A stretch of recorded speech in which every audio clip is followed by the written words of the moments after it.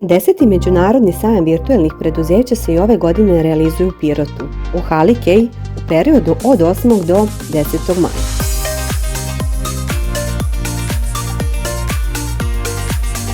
Domaćin ovog dešavanja je druge godine za redom Ekonomska škola Pirot.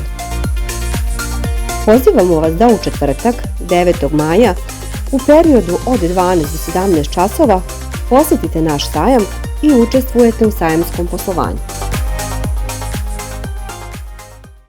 Sajam je revijalnog karaktera i na njemu će sajamsko poslovanje obavljati i proizvode izlagati 23 škole iz Srbije i nekoliko škola iz Bugarske.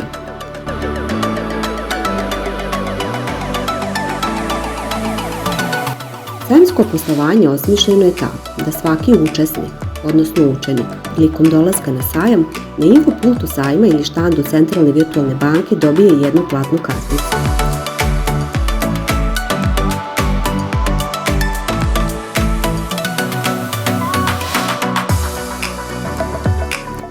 Platna kartica glasi na iznos od 100.000 dinara i njome možete obaviti maksimalno 10 kupovina.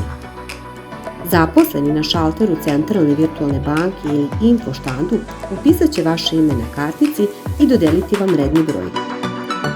Platnom karticom možete vršiti virtualnu kupovinu na ponuđenim štandovima sajma. Prilikom kupovine, zaposleni na štandu upisat će vrednost vaše kupovine na poleđene kartice i tako redom dok imate raspoloživa sredstva na kartici. Na ovaj način, kroz igru i druženje sa drugom decom, imat ćete mogućnost da se upoznate sa pravilima sajamskog poslovanja i različitim načinima kupovine.